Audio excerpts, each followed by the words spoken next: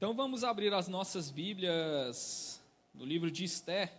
Se você, provavelmente, tenha alguma dificuldade para encontrar, se você abrir em Salmos, atrás de Salmos tem Jó, e antes de Jó é Esther. Então, indo por Salmos aí vai ser mais fácil encontrar. Abre Salmos e vai voltando até o livro de Esther.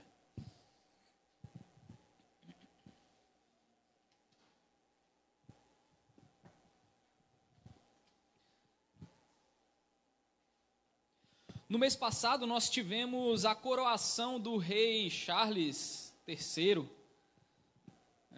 Um evento que passou o dia inteiro na televisão e no mundo inteiro estava sendo acompanhado. O rei Charles, lá da Inglaterra, ele foi coroado juntamente com a sua esposa Camila, e que agora é rainha, né? Eles ficaram famosos na década de 80 e 90 por causa do casamento do rei Charles do príncipe à época Charles com a princesa Diana, né? O pessoal aí que lembra aí da década de 80 e 90 deve ter acompanhado todo esse imbróglio que envolveu o casamento do Charles com a Diana, e ele ainda era apaixonado pela Camila. E aí foi um casamento conturbado, e a princesa Diana morreu num acidente trágico de carro em 1997, lá em Paris. E a princesa Diana, ela cativava os corações, né? Engraçado como a gente aqui do Brasil era apaixonado por uma mulher estranha a gente lá da Inglaterra. Mas ela era amada, não apenas pelos ingleses, mas também por todo mundo. E provavelmente alguns que estão aqui devem lembrar de toda a história da princesa Diana com o príncipe Charles, envolvendo a Camila também.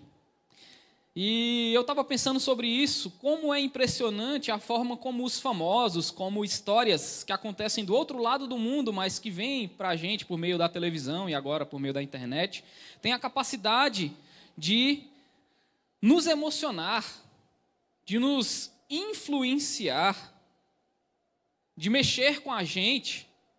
É engraçado como que a roupa que os famosos usam é a roupa que a gente quer usar também, né?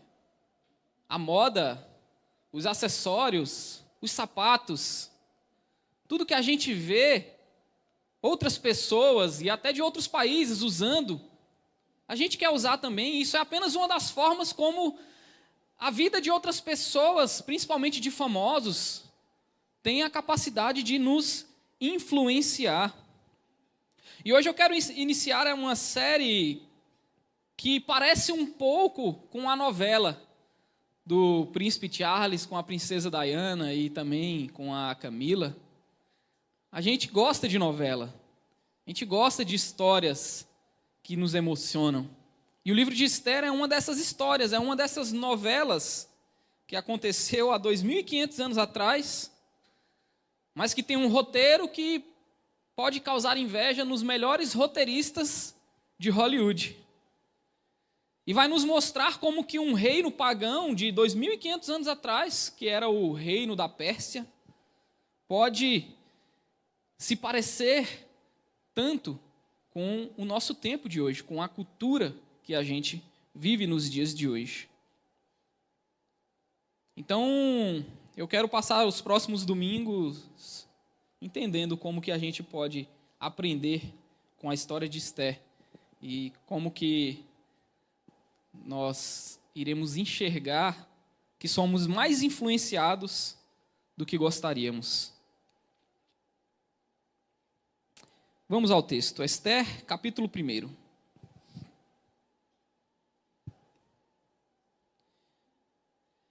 Isto aconteceu nos dias de Assuero, o Assuero que reinou sobre 127 províncias, desde a Índia até a Etiópia. Naqueles dias, quando Assuero reinava na cidadela de Suzã, no terceiro ano do seu reinado, deu um banquete a todos os seus oficiais e servidores. O exército da Pérsia e da Média, bem como os nobres e os governadores das províncias estavam presentes. Então Assuero mostrou as riquezas da glória do seu reino e o esplendor da sua excelente grandeza durante muitos dias. Durante 180 dias. O pessoal acha que o carnaval dura muito, hein? Imagina essa festa aqui do rei Assuero que durou 180 dias, 6 meses. Passados esses dias, o rei deu um banquete a todo o povo que estava na cidadela de Suzã, tanto para os maiores como para os menores. Durante 7 dias, no pátio do jardim do Palácio Real, havia cortinas de algodão, brancas e azuis, amarradas com cordões de linho e de púrpura, a argolas de prata e a colunas de alabastro. A armação dos leitos era de ouro e de prata, sobre um piso de pórfiro, de mármore, de alabastro e de pedras preciosas. A bebida era servida em taças de ouro, de vários tipos, e havia muito vinho real, graças à generosidade do rei. Bebiam sem restrições, como estava prescrito, pois o rei havia ordenado a todos os oficiais da sua casa que fizessem segundo a vontade de cada um. Também a rainha Vaste deu um banquete às mulheres no palácio do rei Assuero.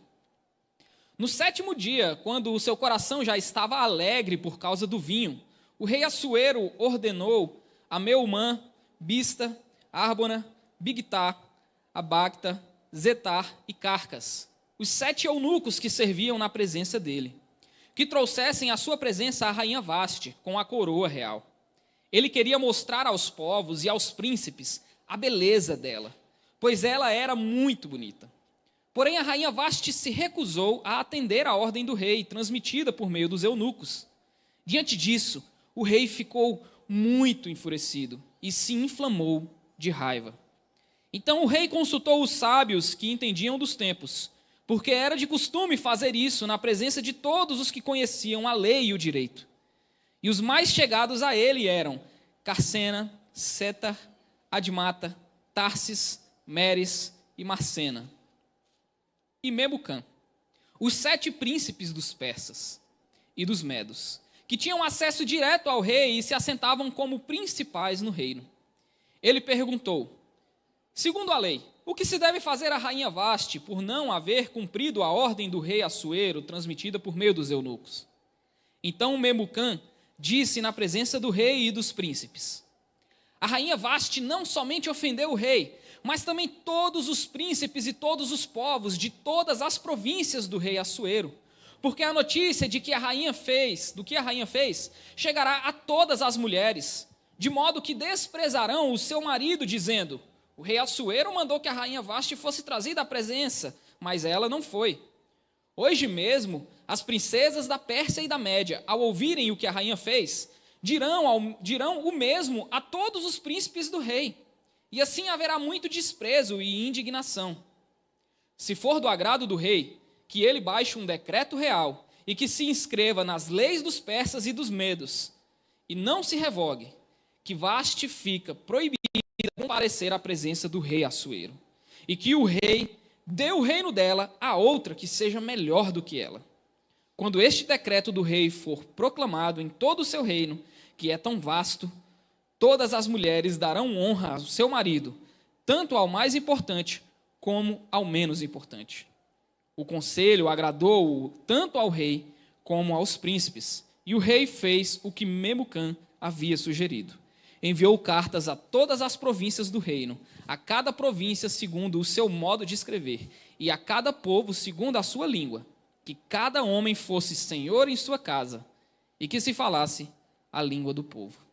Até aqui a palavra do Senhor. Pai, nós te louvamos e agradecemos, porque o Senhor nos ensina de diversas maneiras, Pai. O Senhor nos ensina por meio de leis, o Senhor nos ensina por meio de narrativas como essa, o Senhor nos ensina por meio de cartas como as do apóstolo Paulo. Obrigado pela variedade com que o Senhor nos comunica a tua vontade. Eu quero te pedir nessa manhã que o Senhor possa nos abençoar e fazer com que venhamos a entender tudo aquilo que o Senhor quer nos transmitir nessa manhã. Em nome de Jesus. Amém.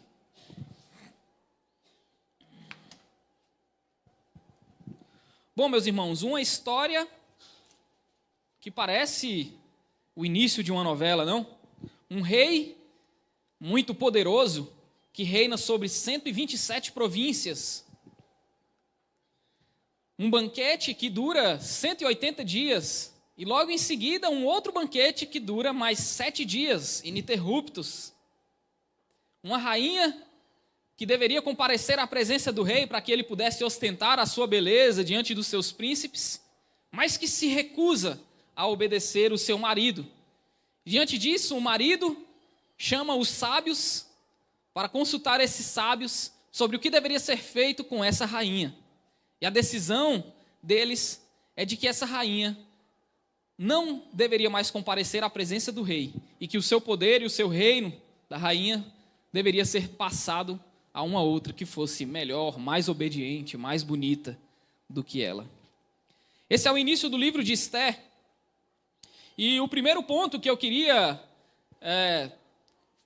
abordar com vocês é a cultura que nos cerca. Está do verso 1 até o verso 9 e fala acerca dos banquetes.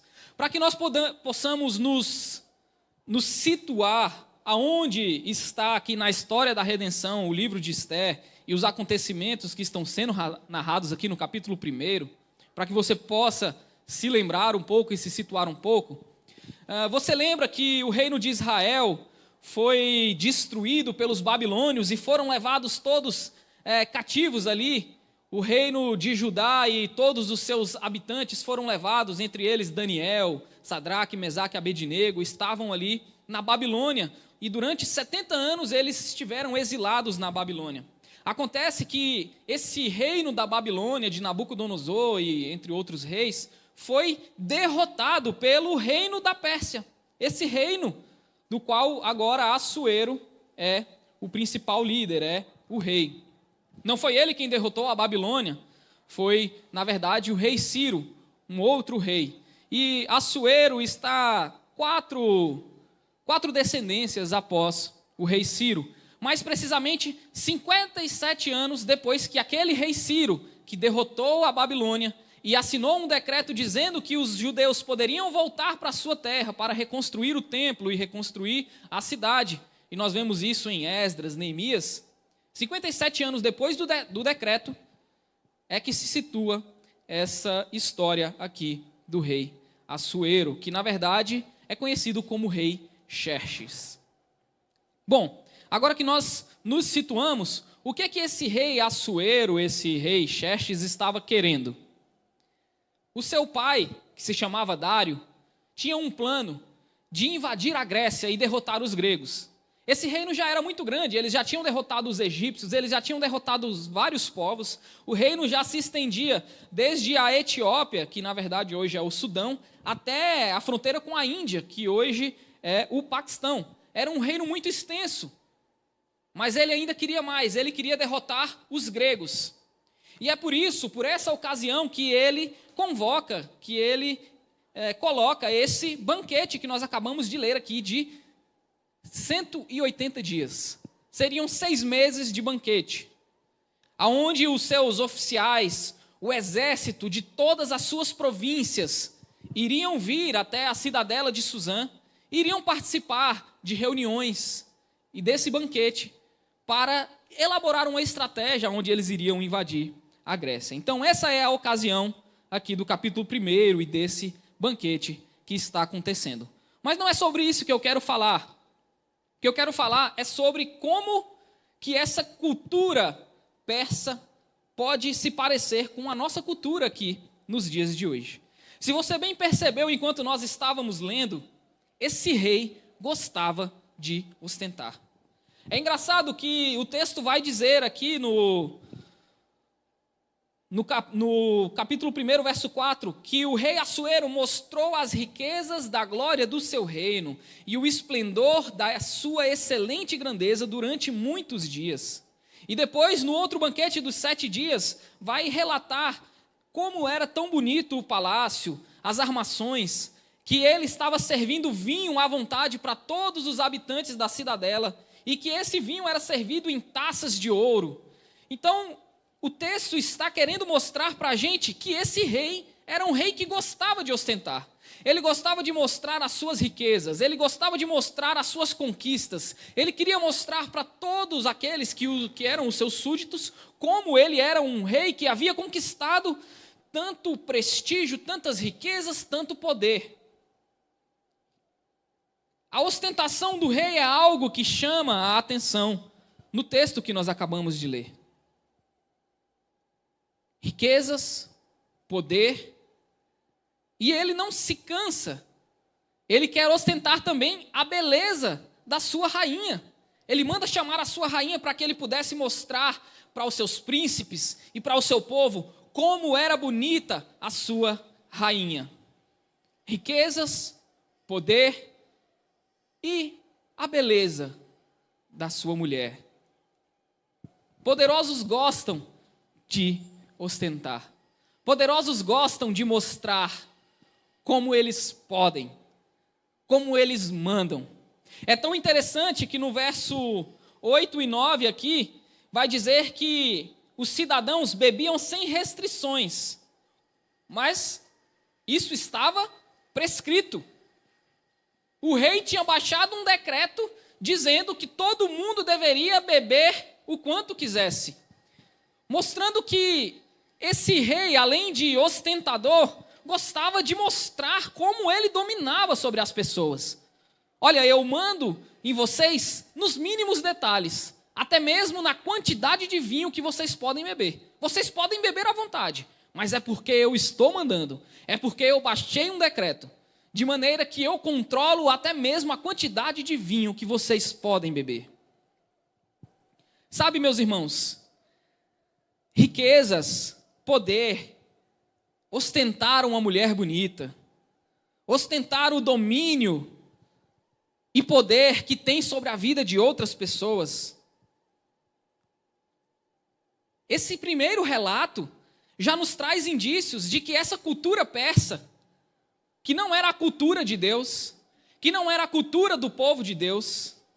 Perceba, o decreto de que os judeus poderiam voltar para a sua terra já havia sido dado há 57 anos, mas isso ainda não havia acontecido. Esdras e Neemias ainda não haviam reconstruído a cidade e o templo. Então os judeus ainda estavam espalhados nessas províncias aqui do reino persa. O povo de Deus não é nem mencionado nesse primeiro capítulo que nós lemos, mas nós podemos perceber que essa cultura não é bem a cultura do povo de Deus. Essa cultura é a cultura persa. Mas nesse primeiro relato, já é possível perceber que essa cultura persa, ela tem elementos bem parecidos com a cultura do nosso tempo. Ou será que nós também não estamos vivendo em uma época onde se gostam de ostentar as suas riquezas? Ou será que nós não estamos vivendo em um tempo onde nós damos valor às pessoas pelo que elas têm ou pelo que elas demonstram ter? Assim era a cultura persa. E não é diferente na nossa cultura. Poderosos querendo demonstrar o seu poder sobre as pessoas comuns. Isso só acontecia na Pérsia ou também acontece nos dias de hoje? O povo comum sendo controlado até mesmo naquilo que deve ou não beber. Ah, mas eles são chamados para participar do banquete, para se envolver um pouco na cultura persa, não é? O rei permite que os habitantes da cidadela venham e tomem em cálices de ouro desse vinho, porque o rei é muito generoso, é isso que o texto está dizendo.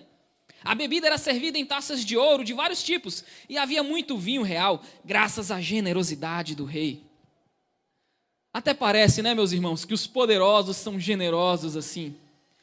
O rei apenas está deixando que os cidadãos comuns participem um pouco desse banquete, para que eles possam ser envolvidos nessa cultura, para que eles não reclamem, para que eles não se rebelem. Afinal, se eles estão tomando vinho em taças de ouro, por que é então que eles vão querer, talvez, reclamar desse rei tão generoso? Será que é assim também na nossa cultura? O povo comum sendo chamado para participar e para se envolver em uma cultura da qual não necessariamente eles querem participar, mas são meio que forçados a entrar nessa cultura, nesse circo, no circo dos poderosos, em troca de comida e bebida. É assim também na nossa cultura. É assim também. O povo comum é forçado a participar do circo dos poderosos em troca de comida e bebida. Ou, como dizem por aí, em troca de pão e circo. Essa é a cultura da Pérsia de 2.500 anos atrás, mas é bem parecida com a nossa cultura. Sabe, a cultura pós-moderna do século 21, do mundo ocidental em que nós vivemos, não necessariamente é aquilo que nós queremos fazer, não necessariamente é a cultura do povo de Deus, não necessariamente é a nossa cultura.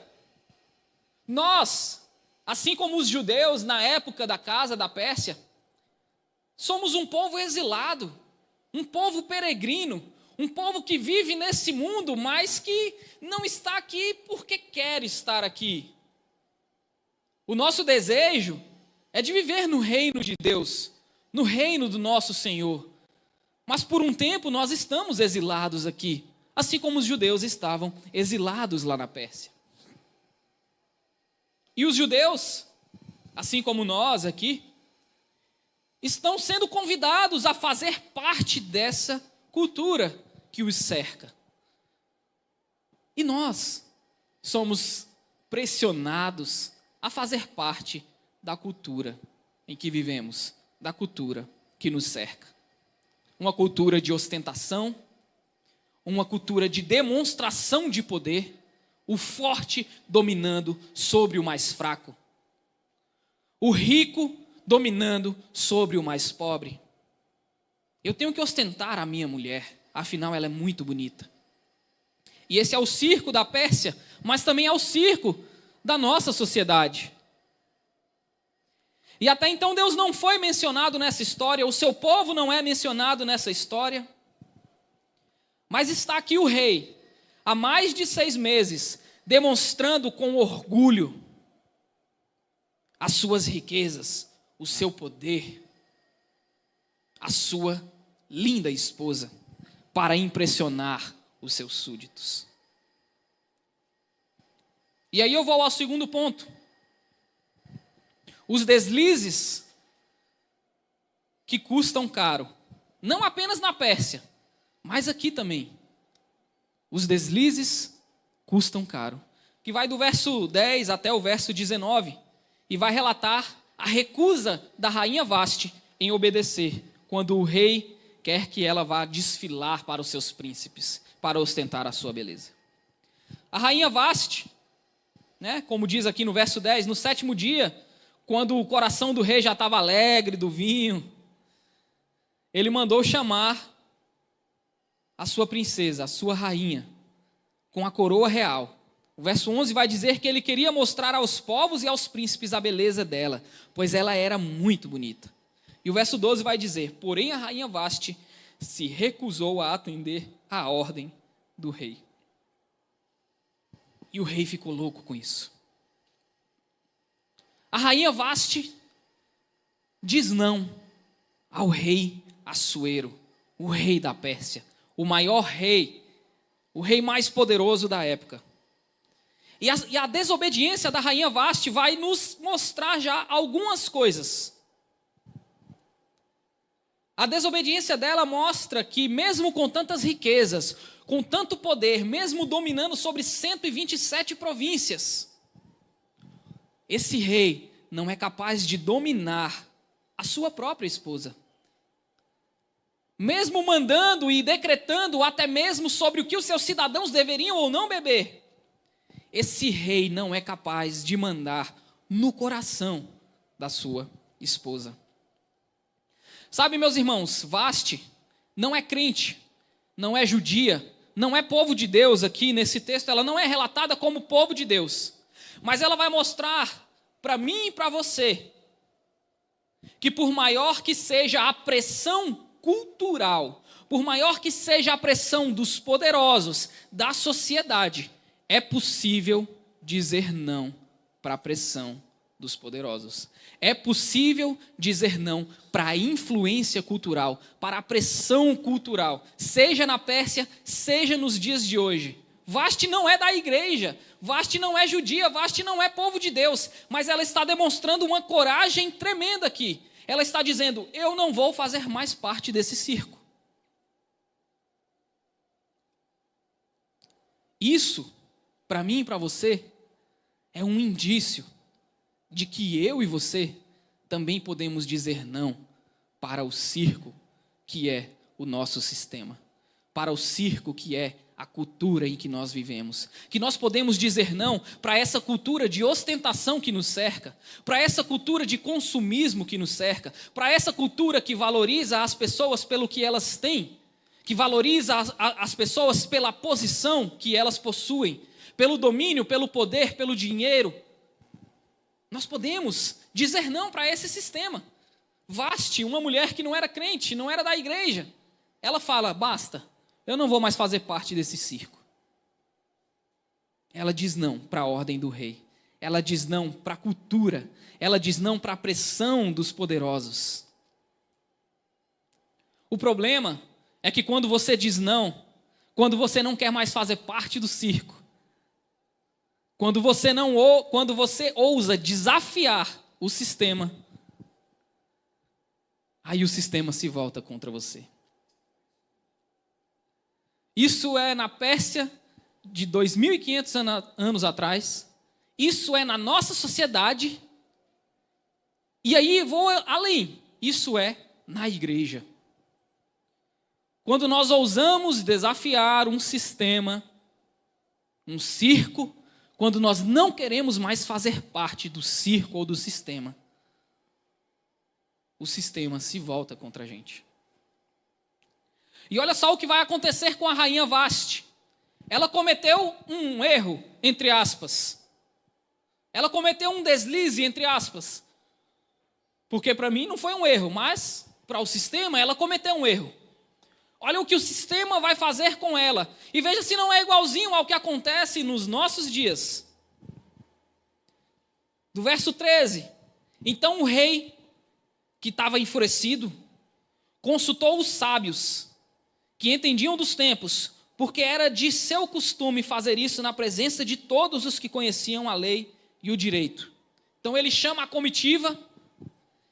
uma comitiva de homens sábios, os 7 príncipes dos persas e dos medos, que tinham acesso direto ao rei e se assentavam como os principais do reino. E aí ele pergunta para essa comitiva de sábios: segundo a lei, o que nós devemos fazer à rainha Vasti por não haver cumprido a ordem do rei Assuero? Então um dos sábios se levanta e diz: não somente ela ofendeu o rei, mas também todos os príncipes e todos os povos de todas as províncias do rei Assuero. E no final, eles dão uma sentença, no verso 19. Se for do agrado do rei, que ele baixe um decreto real e que se inscreva nas leis dos persas e dos medos e não se revogue, que Vasti fica proibida de comparecer à presença do rei Assuero, e que o rei dê o reino dela a outro que seja melhor do que ela. Sabe, meus irmãos, você pode falar assim, isso não acontece nos dias de hoje, Clisma. Isso é um tratamento bárbaro para uma mulher que simplesmente não quis comparecer à presença do seu marido bêbado. A nossa sociedade é muito mais tolerante.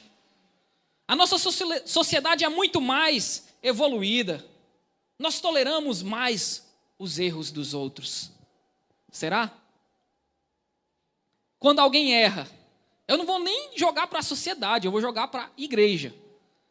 Quando alguém erra, quando alguém comete um deslize, quando alguém comete um pecado, será que não é assim que acontece? Um líder religioso chamando a sua comitiva para definir junto com os homens sábios qual deve ser a punição para esse pecador. Não é assim o sistema religioso brasileiro do século XXI? É ou não é? E no final eles elaboram um decreto. Esse pecador não pode mais comparecer à presença do rei. Nós vamos conseguir uma pessoa melhor do que ele. Sabe, meus irmãos, 2.500 anos se passaram, mas nós continuamos agindo da mesma maneira.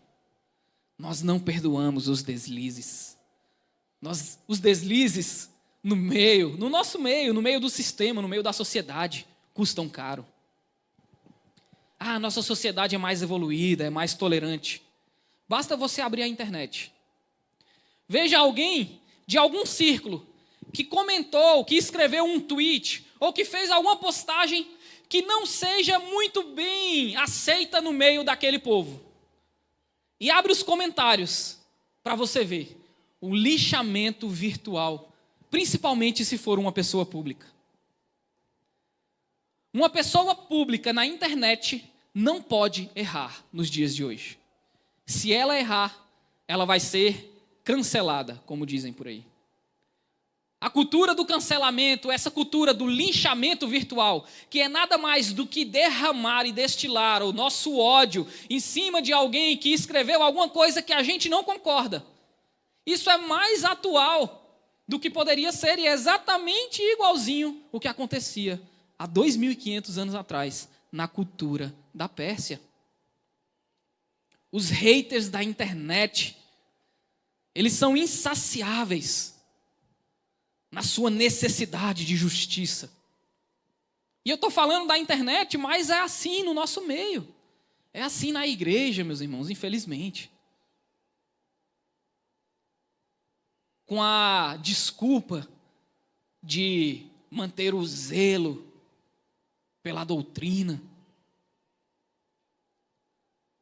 Os líderes religiosos juntam as suas comitivas de príncipes e excluem as pessoas que cometeram seus deslizes, porque para eles tudo isso é imperdoável.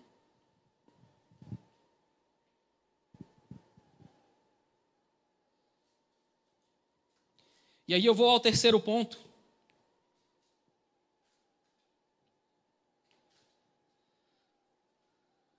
As influências moldam a sociedade. Do verso 20 até o 22. A grande preocupação da comitiva era que aquele comportamento da rainha iria influenciar toda a sociedade. Ora, quando ficarem sabendo que a rainha desobedeceu o rei, as mulheres vão se sentir no direito de desobedecer os seus maridos. Então vamos fazer o seguinte, vamos baixar um decreto, e aí o verso 20 vai relatar: quando este decreto do rei for proclamado em todo o seu reino, que é tão vasto, todas as mulheres darão honra ao seu marido, tanto ao mais importante como ao menos importante. O conselho agradou tanto ao rei como aos príncipes. E o rei fez o que Memucã havia sugerido e enviou cartas a todas as províncias do reino, a cada província segundo o seu modo de escrever e a cada povo segundo a sua língua, que cada homem fosse senhor em sua casa e que se falasse a língua do seu povo. Será que um decreto real é que vai poder dizer para uma mulher que ela deve ou não ser submissa ao seu marido? Será que a partir de um decreto, de uma lei, isso vai ser realidade nas casas do povo comum?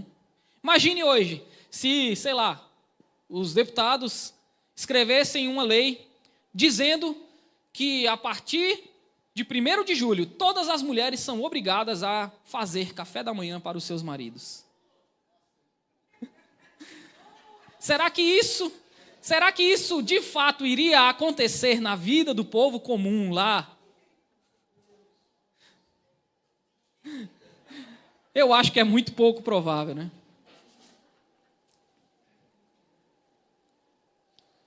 Eu acho que a cultura, ela tem a capacidade de nos influenciar, não por meio de decretos, mas por meio do comportamento de fato.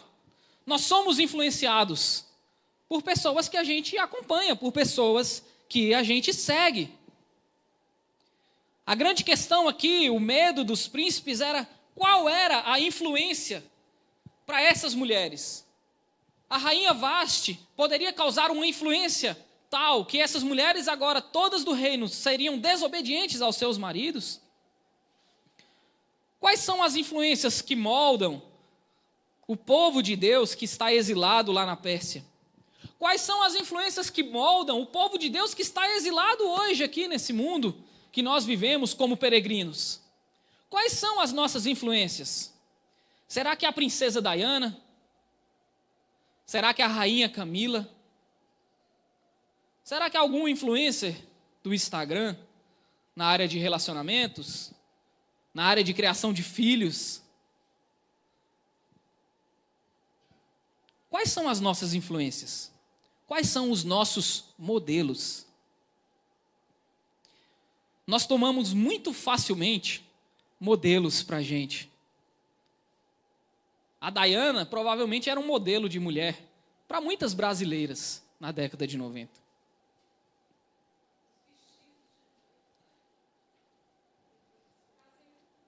Olha aí.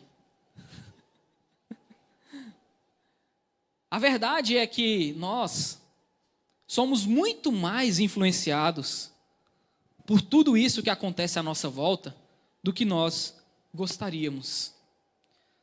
Nós somos muito mais influenciados. E quando menos esperamos, em uma cultura de ostentação, nós também nos tornamos ostentadores.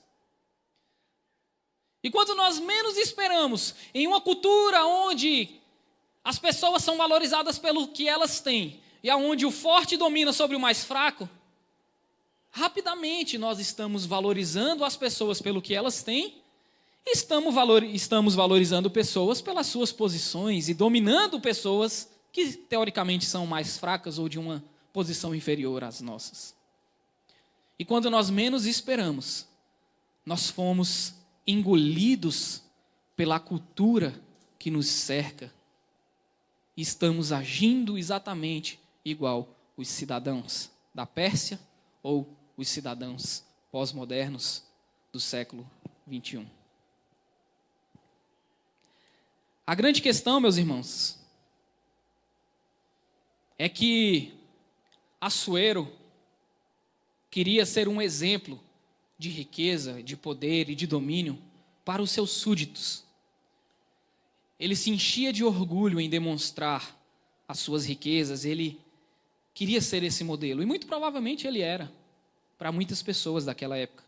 Assim como os famosos são os nossos modelos, como os influencers do Instagram são os nossos modelos. Só que os nossos modelos, os nossos ídolos, eles são falhos. Eles são ídolos de madeira, de gesso, de carne e osso. Eles são igual a gente. E quando eles falham, quando alguma coisa foge do seu controle, como a rainha que disse não para o seu rei, aí a gente vê a fraqueza e a queda desses homens que nós pensamos que são super poderosos. Assuero era um rei dominador. Queria mandar nos mínimos detalhes. Escreveu um decreto dizendo quanto que o povo poderia ou não beber. Além de um rei dominador, ele era um marido abusivo, que jogava a sua própria esposa a um julgamento público. E ele também era um senhor de um grande império, mas que não conseguia governar a sua própria casa. Esse era o modelo da sociedade persa. E não é diferente dos nossos modelos que tem por aí hoje, que a gente insiste em seguir. E quanto a nós? Quanto a eu e você, povo de Deus, povo exilado, povo peregrino? Quanto a nós, meus irmãos, nós temos um modelo que é superior a Assuero, ao rei Charles, à princesa Diana, ou a qualquer influencer do Instagram que a gente possa seguir. O nosso modelo, Jesus, ele é um rei que abriu mão do seu trono para morrer pelos seus súditos. Ele é um marido que deu a sua vida pela sua noiva, mesmo que essa tenha falhado com ele diversas vezes. E ele é um Senhor que governa um mundo inteiro, mas que preferiu descer desse esplendor e dessa glória e vir aqui à terra, não para ser servido, mas para servir. Olha só o modelo de comportamento, de vida que nós temos. E esse não é falho como aqueles que nós preferimos seguir. Enquanto o rei Assuero escrevia decretos para dominar cada vez mais sobre o seu povo, você vai ver, só nesse texto do capítulo 1 que nós lemos, uns 3 ou 4 decretos foram escritos. O nosso rei, o nosso modelo, Jesus Cristo, ele também escreveu um decreto. E ele diz assim: se você quiser me servir, se você quiser me obedecer, se você quiser me agradar, eu tenho uma ordem para você. Sirva o seu irmão, sirva o seu próximo. Ao fazer a ele, você faz por mim. Esse é o decreto do rei, que deveria ser o nosso modelo, o modelo do povo de Deus, o modelo daqueles que são peregrinos, que são exilados, nessa cultura que insiste em nos trazer para dentro dela e nos moldar segundo os seus próprios costumes. Fica para nós o exemplo de Vaste, que não era crente, nem judia, nem povo de Deus, mas que falou: a partir de hoje eu não faço mais parte desse circo. Se quiserem me crucificar, façam. Se quiserem me linchar publicamente, se quiserem levantar uma comitiva para me condenar, sem problemas.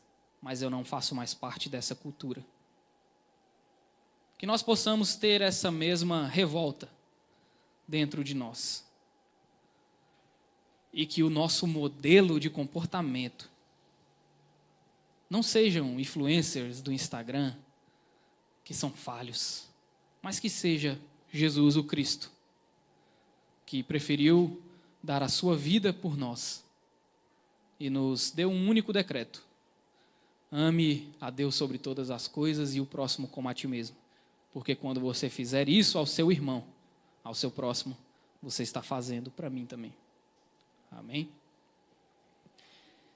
Vou orar com vocês, enquanto essa equipe de louvor top, que deu um show aqui mais cedo, se prepara para tocar mais uma música.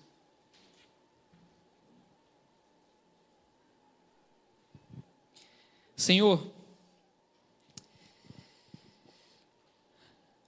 igual o apóstolo Paulo escreve em 2 Coríntios, capítulo 4, verso 8, de todos os lados nós somos pressionados, mas não desanimamos.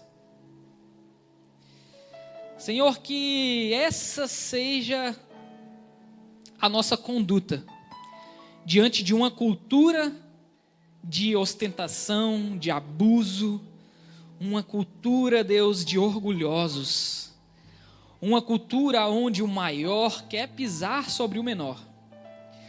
Deus, que em nome de Jesus, por meio do Teu Espírito Santo, nós possamos dizer basta, eu não quero mais fazer parte dessa cultura. Senhor, eu peço no nome de Jesus nessa manhã, que os modelos e ídolos que nós adotamos para nós, que nós, ó Deus, colocamos no altar dos nossos corações, que em nome de Jesus esses ídolos sejam tirados de lá nessa manhã, para que o Teu Filho Jesus Cristo seja o nosso único modelo de vida. Que em nome de Jesus, o comportamento do Teu Filho Jesus Cristo seja o nosso comportamento diante dessa sociedade que insiste em nos pressionar para agir da mesma maneira impiedosa que eles agem. Deus, que em nome de Jesus, nessa igreja aqui no Ministério Nação Santa, nós não sejamos como aquela comitiva que não permite erros e que esmaga aqueles que vão contra o sistema, mas que em nome de Jesus nós possamos, ao contrário disso, agir como o Teu Filho, que foi misericordioso e que perdoou as falhas e os trouxe para perto de si para os chamar de amigos, de irmãos. Em nome de Jesus, nos ajuda, Deus, nos ajuda por meio do Teu Espírito Santo a não sermos moldados pela cultura que nos cerca, mas que em nome de Jesus, por meio do Teu Espírito Santo, nós sejamos moldados pelo comportamento de Cristo, pela Tua palavra. Amém.